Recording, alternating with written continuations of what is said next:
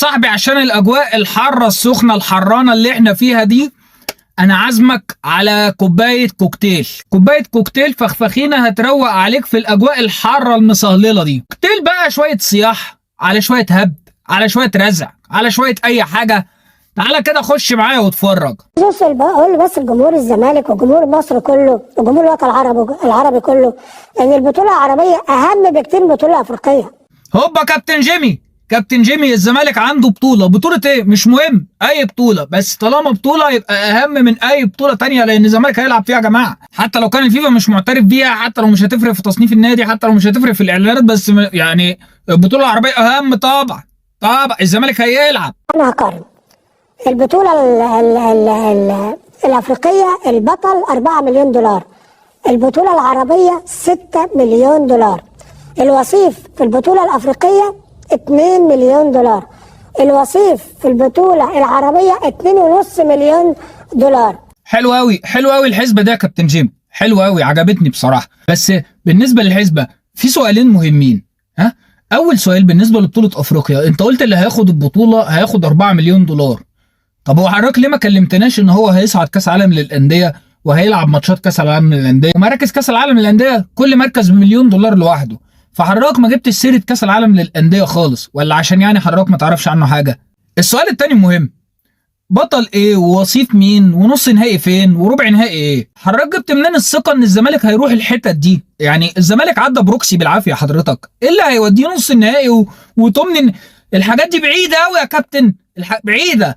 وبعدين البطولة العربية مهمة جدا للعالم كله يتفرج عليها، لأن فيها لعيبة عالميين جدا، في كريستيانو رونالدو وفي ميسي يمكن يجي كمان يلعب. البطولة العربية مهمة جدا يا حاج عامر. معاك حق يا كابتن جمال، العالم كله فعلا هيتفرج على كريستيانو رونالدو وميسي ما شاء الله، انت مضيته ووديته السعودية خلاص. هيتفرج كمان على محمد أشرف رؤى، أطهر الطاهر مع الهلال السوداني هيشارك. العالم برضو يحب يتفرج وبعدين نسيت أهم واحد، العالم أساسا مش هيهتم بكل دول. ازاي يا كابتن ما تجيبش سيرة شيكا مع النجوم الكبار دول؟ البطولة العربية مهمة جدا يا جماعة، البطولة العربية دي هترجع لمصر هيبتها تاني. معلش احنا هنا بنخبط في الحلة يا كابتن جمال، انت العملية وسعت منك. هيبة مصر ترجع؟ هي مصر من غير هيبة ولا ايه؟ هي مصر ملهاش هيبة ولا ايه يا كابتن جمال؟ انت بتلخبط في الكلام ولا ايه يا كابتن؟ في يا كابتن جمال انت بتخبط في الكلام. لا يا كابتن جمال ما تظبط كده. نادي الزمالك هو الممثل الوحيد لمصر، الممثل الوحيد. يعني البطولة العربية هترجع لمصر هيبتها، فعشان كده الممثل الوحيد فيها الزمالك؟ يعني انت عايز تقول لي ان هيبة مصر هترجع على ايدين القائد محمد اشرف رؤى والقائد نبيل دونجا؟ يا كابتن جيمي انت كنت بايت فين امبارح؟ القيد بتاع السعودية يا حاج عامر عشان عارف البطولة دي مهمة جدا، هيفتح القيد 1 يوليو 1/7 والبطولة 20/7.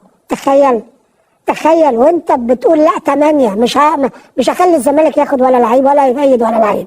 هل معقولة ده كلام؟ طموح قوي الكابتن جمال، والله طموح قوي. بيقول لك القيد بتاع السعودية 1/7 واحنا 1/8. يا كابتن قيد ايه؟ انت مش هتقيد لعيبه اصلا، انت عليك فلوس لاتحاد الكوره ما دفعتش منها حاجه ومش هتدفع منها حاجه، وهيوقف لك القيد برضه زي ما وقفوا لك في يناير. يا كابتن انت مش واخد بالك من الدنيا خالص. وبعدين يا كابتن جمال الدوري في السعوديه خلاص خلصنا في نيته، انما هنا في مصر الدوري معاك ان شاء الله لحد شهر 9. يعني هو لو فتح لك الباب في 1/8 ده بيجاملك.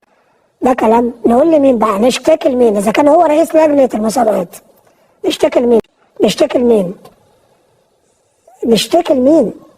وده كلام؟ ده سؤال برضه يا كابتن جيمي، تشتكوا لمين؟ يا راجل عيب يا راجل، ده انتوا الخطابات رايحه جايه على الفيفا كده زي السكينه في الحلاوه. مش عارف مأجرين ميكروباص بقى، انت فاهم؟ الميكروباص يحمل خطابات ويروح الفيفا، طالع الفيفا راجع من الفيفا ومحمل خطابات ورايح يعني مش عارف. بس كبروا الموضوع بقى، خلوها نص نقل خطابات واديها. يا ريت راجع الموضوع ده تاني يا حاج عامر، وخلي بالك برضه ان احنا مش هنسكت. ايوه يا كابتن جيمي، ايوه هو ده الخطاب الحماسي، احنا مش هنسكت. عرفهم نادي الزمالك، وعرفهم نادي الزمالك ممكن يعمل ايه. مش هنعمل حاجه، بس في قرارات وفي لوائح وفي هنتكلم. نعم يا اخويا.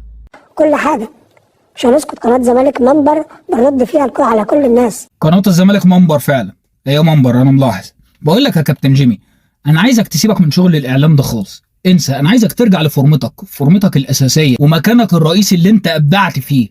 عارف مكانك الرئيسي فين؟ فاكر شارع الهرم يا كابتن جيمي؟ فاكر شارع الهرم؟ انت كنت متالق في شارع الهرم بصراحه يعني، لان انت في موضوع الاعلام ده مش قوي يعني. انا حاسس ايدك مرتعشه، مش مالي ايدك قوي، ايدك خفيفه، انما انت في شارع الهرم هوبا كنت مبدع.